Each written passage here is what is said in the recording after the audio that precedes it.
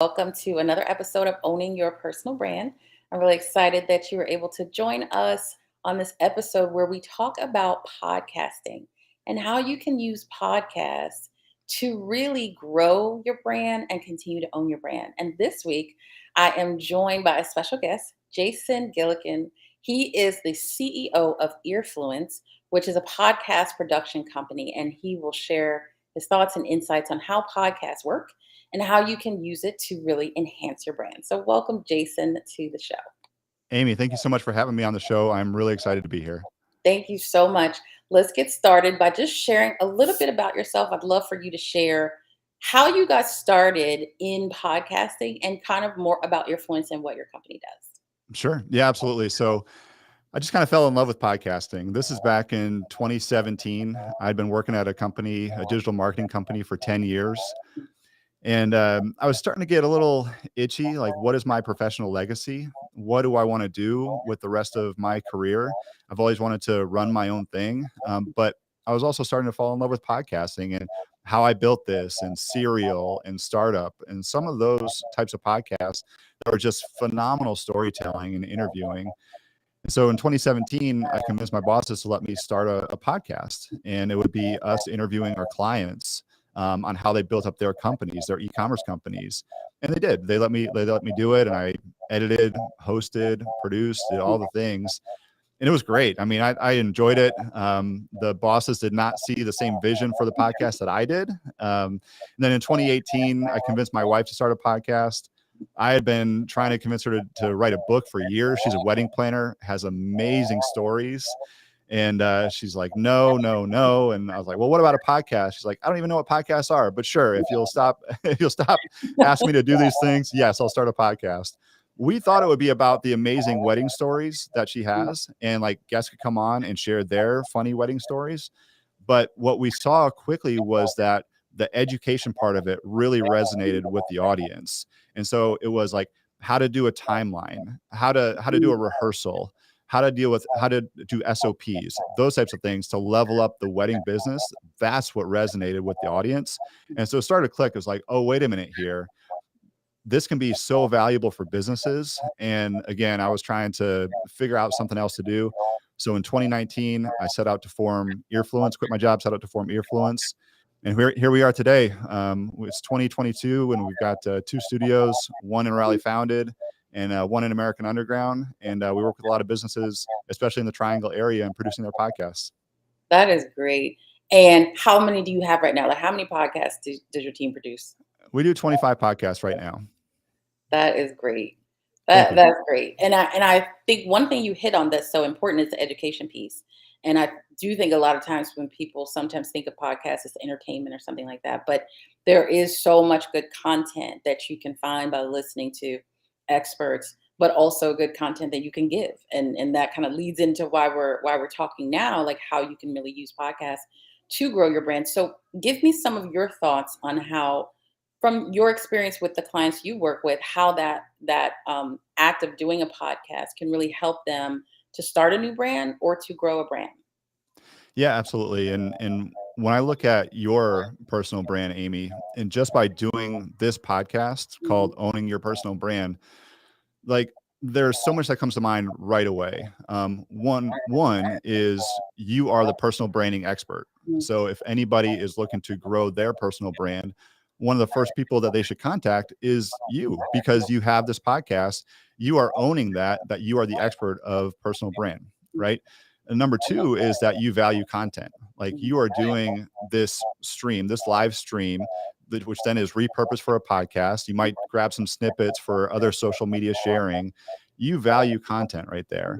And then number 3, you're not afraid to take risks. Like so you might be listening to this on a podcast format, but what I'm seeing right now is this: we're live. Like we are live on LinkedIn and other platforms. Yeah. And so you're not afraid to take risks and step outside of your comfort zone. So to me, that says a lot about your personal brand right there. I think about for our clients, we've got one that's coming out soon with Dr. Pamela McCauley. She's a STEM expert, and she also likes shoes. And she's got a new podcast coming out called Stepping Up STEM. Like, so we've got the analogy of with the shoes, and then she's branding herself as the STEM expert, right? What she wants to do is have her speaking to be more in demand on STEM. She wants to grow her personal brand through this podcast, and she's done an amazing job of her personal brand already. But that's what she's doing. We work with Donald Thompson. He just rebranded his podcast from the Donald Thompson podcast to High Octane Leadership with Donald Thompson, because he wants that leadership piece. Like, he's an intense leader, right? High octane leader, an intense, powerful leader. And he wants that to be part of his personal brand. So I think about that, entitling these podcasts and owning that personal space, owning that education space. That can be so powerful for just the start of building your personal brand. Yeah, no, I think that's great. And one of the things you mentioned too is, I believe the flexibility is really great for having your own show or podcast. So like you said, you could have a certain focus for your brand, and then if you need to change that, it's very easy to do through this platform. And you still have all of your old content. It's not like it goes away, but you're able to rebrand that. So I like that. I like that a lot. Talk about the other side a little bit. Let's say you're not ready to start your own podcast just yet, because it is scary. It is, like you said, it is taking a risk. I will attest to, it gets easier and better the more you do it. And I'm sure you can attest to the same. But one of the things that I did was I started to be a guest first, right? To just try to get a feel for what is that process like. So talk a little bit about that, because you also book a lot of the guests for your clients. What kind of benefit can the guest even see for their own personal brand? Yeah, absolutely. And I encourage anybody who is thinking about starting a podcast to do exactly what you did and start to be a guest on other podcasts. They don't have to be like the most popular podcasts in the beginning. You're just trying to figure out what you want to talk about. And that's the key, right? What it can do is it'll give you those reps. It'll give you a sense of what it's like to be on a podcast. It'll give you talking points too. So if there's a certain speech that you want to give, or if there's a certain webinar, being on a podcast can help you kind of test that out and test out, what are my talking points here? If you were to go onto a podcast, Amy, and you offered up a suggestion of, hey, I can be on your podcast and I can talk about the top 3 tips that you need right now to level up your personal brand, that's interesting. And that's something where you can practice that speech. You can practice you can practice a webinar. You can do all these different things. And that kind of leads to how to be a guest on a podcast too, right? Because I get so many cold emails from people that want to be on one of our podcasts. And they're so dang long. Like, they are the TLDR. I did not read that. I am sorry. Like, I don't have time for that. You've got to be super concise with what your ask is, and come to the producer with, here's what I want to talk about. I'm coming with you with an idea of, I feel like I can talk to your audience about 3 ways to level up your personal brand. That's short. That is easy.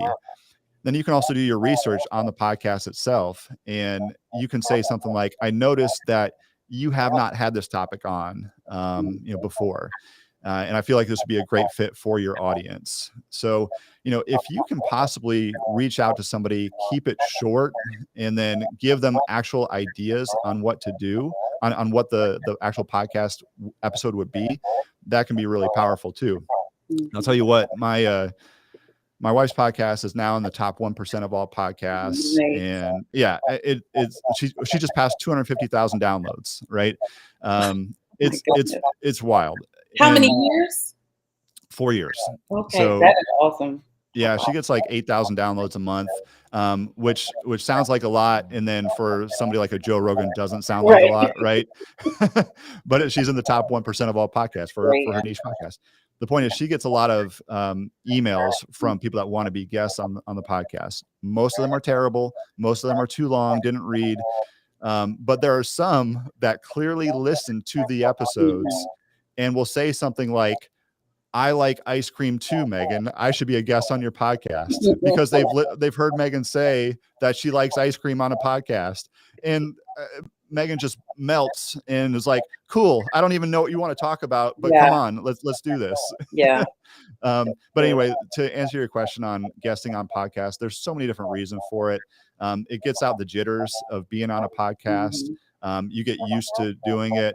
You kind of hone your speaking topics, and you know what it takes to have a good podcast after you've been on a few. Yeah.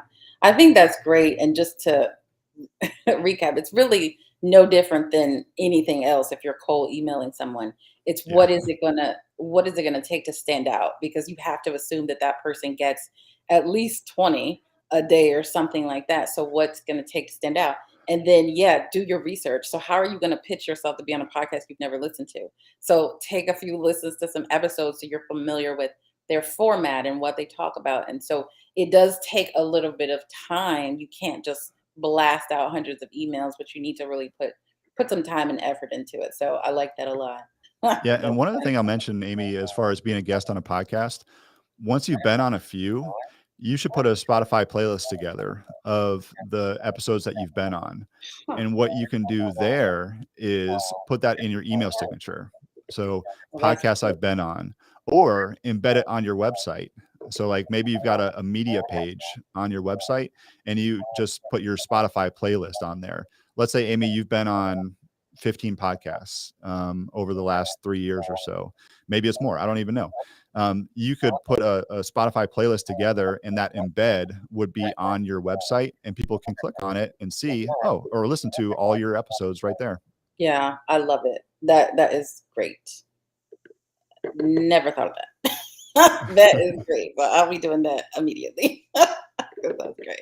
Good, good, good, good. So I think that, yeah, being a guest, I mean, it does make sense. Be a guest first if you're thinking about doing a podcast. But I think even if you're not looking to do a podcast yourself right away, it's still that good practice because one thing you said was about the messaging. So if you've got a talk coming up, in a month, and maybe you just want to test out which of these topics feels better coming out or which makes sense to go in this order or that order, it's an opportunity not to have them be a guinea pig, but it's just an opportunity for you to practice your messaging and the key things that you want to get across in a presentation or webinar. So I like that a lot as well. And then the other thing that I found helpful is just getting in front of a new audience because while the topic you share, the thing I love so much about personal branding, it relates to everyone. So it doesn't matter. It could be a construction podcast, but even people in construction should think about their brand and how they present to their clients. And so that's one of the reasons I like this topic for me, because you might want to get in front of different audiences, not just marketing for what we do, but different audiences. And so you can take your topic and it can really appeal to a broad number of people. So I like that aspect as well.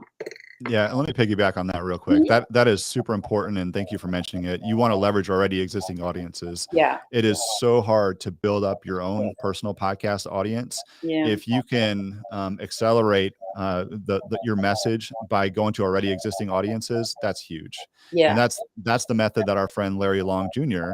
Employs. Like Mhm. he's been on hundreds and hundreds of podcasts, Yeah. right? And it Yeah. seems like every day on LinkedIn, he's like, I was a guest on this amazing podcast. And Yep. it's great. Like he's Yeah. got all this content out there that people can go listen to on from different audiences. Right. Right. Yeah. It's just a good kind of low time investment, low cost investment way for you to really grow your brand. Yes. And also like we said, test because nobody, starts out with their brand knowing exactly what's going to work or what's not going to work. So it's a way for you to experiment a little bit. Yeah. So back to the people in the audience who do want to start their own podcast, aside from starting with being guests, what are some other things that they should do initially to get prepared to launch their own podcast? Yeah. It's never going to be amazing in the beginning, right? It's just not like your first episode, you're going to look back on it and be like, should I even keep that up? I don't even know. Like, I kid you not, I mentioned I convinced Megan to start a podcast back in 2018.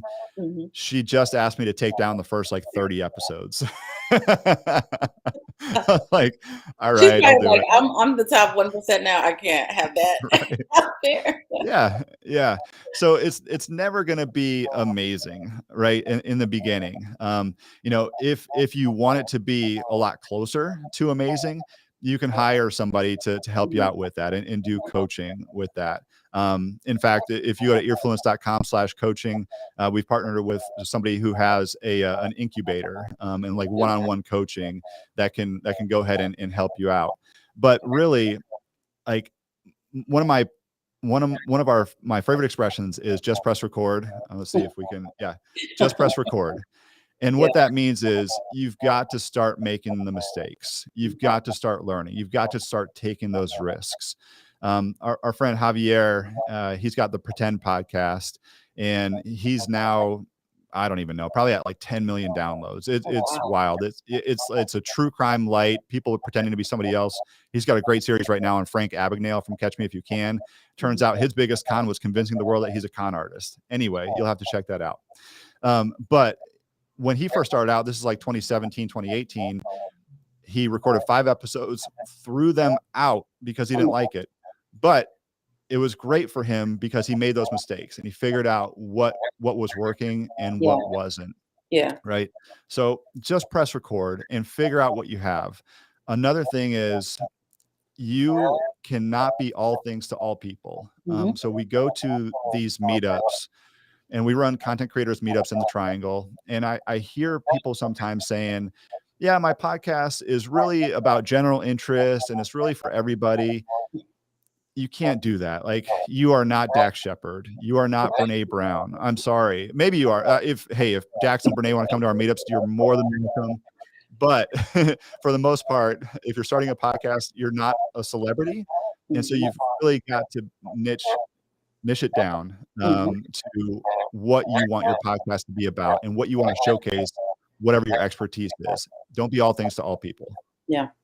That's crucial. That is crucial. And back to what we were saying earlier, you can change. So if you Yeah. start with one audience or one focus area, and then maybe, like you said, just press record, but then 5 weeks later you decide it's not resonating with people, it's not working, then you change it. But yeah, it definitely is important. You try to please everybody, please no one, I think is what the saying goes. And Yeah. so find your area, find your spot, keep it narrow, and over time, that audience will come. The people who want to hear what you're talking about will find you, and over time, you'll build that audience. But I think we have such a short attention span. We want everything to be wonderful immediately. We want an audience right now, and all of those things. And you do have to fall back from that and focus on the experience, the content, and kind of those longer term goals, and then things will kind of happen. I'm sure that you never thought you would have 25 podcasts in this short period of time.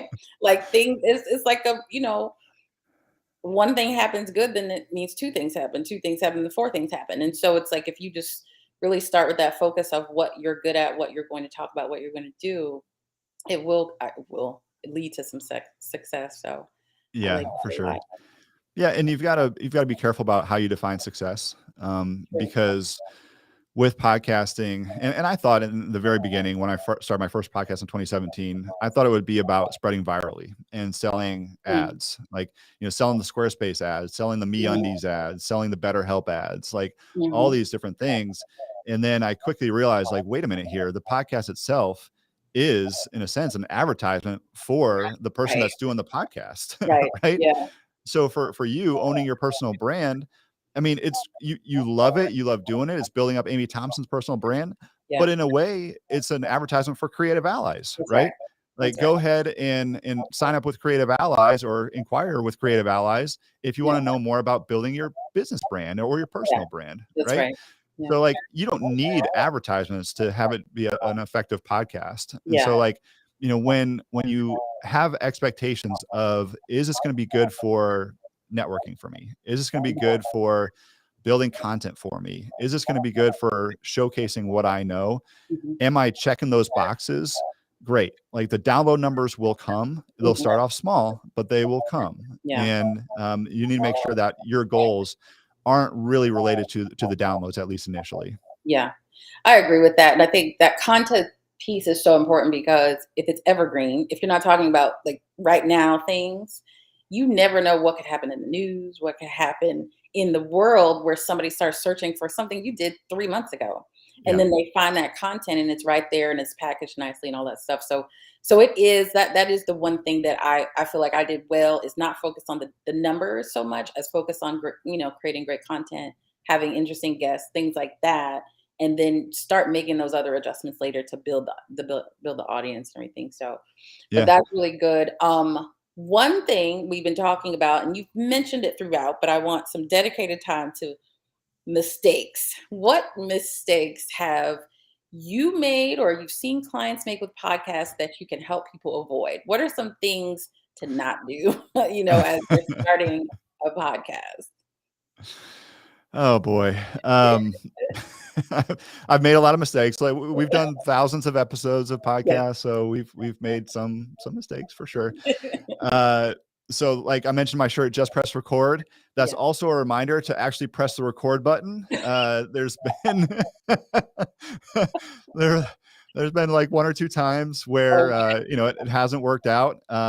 Now one thing is if a guest isn't great, you can always say like, oh, the file was corrupted or something. oh, the producer forgot to press record or Right. something like Oh that. God. If you don't want to use that, the other mistake that people make initially is I mentioned that they're trying to be all things to all people. Mhm. I would make sure that you're outlining the first 10 episodes of your podcast and you have some sort of structure in place, and you can certainly modify that. But if it's too freewheeling, if it's too willy-nilly, like it's just not gonna work. Mm, And those are the reasons that most podcasts don't even get to 10 episodes, mm, is they're not sure what they want to do.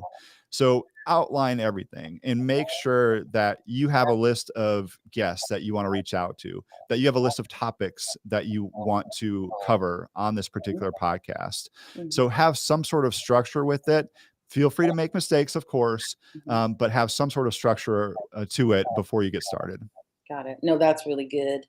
I appreciate that. Well, we are actually wrapped up, and this has been a great conversation. And so I appreciate all the insights and the thoughts. But before we do go, a couple of things. How can people get in touch with you if they want to reach out about either learning more about podcasting or about doing their own podcast? Sure. Yeah, absolutely. So you can go to earfluence.com or you can find me on LinkedIn. And my handle is there. There we go. It's at Jason Gillikin on LinkedIn. Okay, perfect. And then talk to us about something new that you're launching that I'm hearing about. Really interesting. So talk about one of your new podcasts. I appreciate the space for this, Amy. We have, like you mentioned, about 25 podcasts, Mhm. and I love all of them. One I'm really excited about is our own podcast that we're doing called Charity Champions. And I was thinking about this, like we all have a voice. And I'm not, me personally, I'm not doing enough with that voice. We have this platform, and there's so much good that's going on in our community, Mhm. and so many amazing charities in this community. Like, how can we amplify what the people behind these charities are doing, and showcase the benefits of all these charities? So we're starting a podcast called Charity Champions, which is going to be focused on charities in the Triangle, and it's going to be a different host with each episode. So the first episode is Jess Averhart from the Reinvention Roadmap. She's going to interview Brooke Dickhart from the Joel Fund, as well as one of the veterans from the Joel Fund, who goes by Eddie Spaghetti. He's hilarious. I don't think it's his last name. I'm not sure, but he goes by Eddie Spaghetti. The second episode, we've got Tim McLaughlin from Co-Founders Capital. He's interviewing a husband and wife team that are highly involved in charitable work in the Triangle, the Dobbin Specs. So Thorn from Band Together, and then Nisha from One of Us. You probably know both of them. And then the third episode, Marcus Ginyard from UNC basketball fame, former UNC basketball captain, is back after an overseas career, and he's building his personal brand. Right? Oh, he'd be a great guest, by the way, Amy. But he's interviewing Jennifer Player from Habitat Orange Mhm. County. And then Donald Thompson from High Octane Leadership Podcast. in the diversity movement. He's interviewing a couple people from Easter Seals. Okay. So this podcast I'm so excited about because it just amplifies what the charities are doing. And what we want to do is drive awareness, Mhm. drive volunteerism, and drive donations to these charities. Yeah. Well, I'm excited about it too. And, I had mentioned to you before at Creative Allies, we have lots of nonprofit organizations. And of course, marketing and awareness is something they all struggle with. It's like, how do they get out these great stories? They all do great work. And so, how do they get these stories out and raise money for the great work that they do? So, I really appreciate that you're doing this for the community. The other thing that's so funny is there's so many people who want to help, but they Yeah. often don't know about some of these smaller nonprofits. So this will be a great way for your audience to listen and learn something new about an organization that they may want to volunteer with or donate to. So I'm really excited about this as well. And where can people go to find this new podcast? Sure. So you can search for Charity Champions on Apple Podcasts or wherever you get your podcasts, or check out earfluence.com. Okay, perfect, perfect. Well, I appreciate that. I'm really excited about that new podcast and also just what your company has grown into. And I certainly appreciate you being here with us today and talking about how podcasting can help with your personal brand. Like I always say, everyone has a personal brand, and it's really up to you to own it and make sure that you own it before somebody else does. You don't want that. And so thank you again to Jason for joining us today and talking about ways that you can grow your brand through podcasting.